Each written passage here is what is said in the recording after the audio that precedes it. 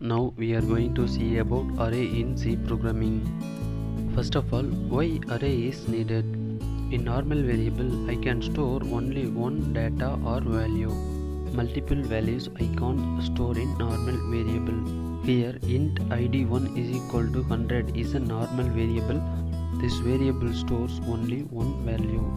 For example, if I want to store 50 students marks means then I can't able to create 50 variables to store 50 students marks. Instead of creating 50 variables, I can create only one variable to store 50 students marks using array variable. Now array definition. Array is used to store multiple data in a single variable name. Array data is known as elements. So all elements in array should be in the same type. For example, int, float, char. In integer array you can't use character. You can't use collection of data types in a single array. Array is a derived data type. Syntax for the array is data type. You should say which type of array is this, like integer array or character array or float array. And then array variable name. You can give any array variable name. Inside this square bracket there is an array size. This is also known as subscript or index ID. Array size should be an integer type.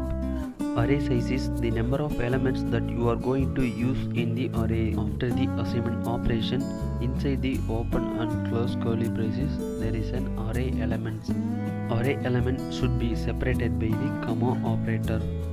Now array declaration. Int hi and then square bracket. Here I doesn't mention the array size. If I don't know the exact size of the array, then I can leave it as empty. So I can store a number of elements. Then int hi within square bracket array size is 50. Here the hi array must have at most 50 elements. If you store 51st element and then this will create an error message. Now array initialization. Now an integer array A has 10 elements. The character array B has 5 elements. Here A, B are the array variable name. A of 10, B of 5 is a array size. Within open and close curly braces there is an array elements. Or else we can initialize an array by using an index ID. Accessing the array elements. By using the array index we can access the array elements.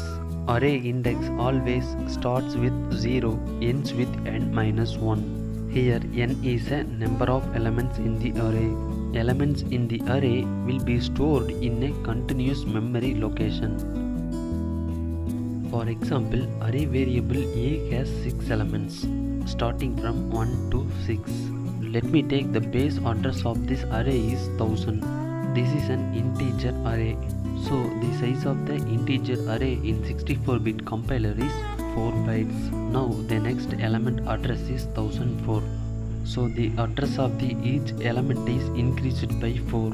If it is a character array, and then the address will be increased by 1 byte. Depending on the size of the data type, this will vary.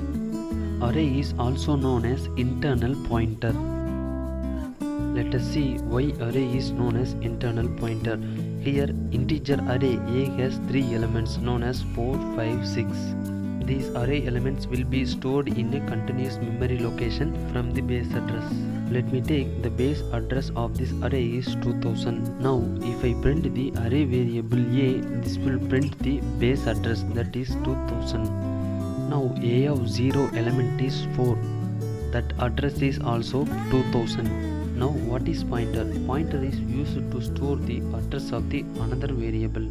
Here the array variable A holds the base address of the array, so that only it is known as the internal pointer.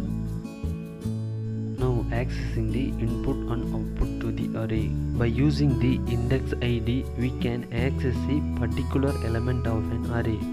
In the first line, array declaration. an integer array m has 3 elements. The first for loop is used to get the input from the user. Until the for loop executes, this will enter into the scanf and gets the input. If the I value is 0, address of m of I, that is m of 0, this will get the input in the m of 0 index ID. Here I value is replaced by an integer value starting from 0. Until the index ID m of 2, this will get the input from the user and stores into the array. Now the next for loop is used to print the array elements.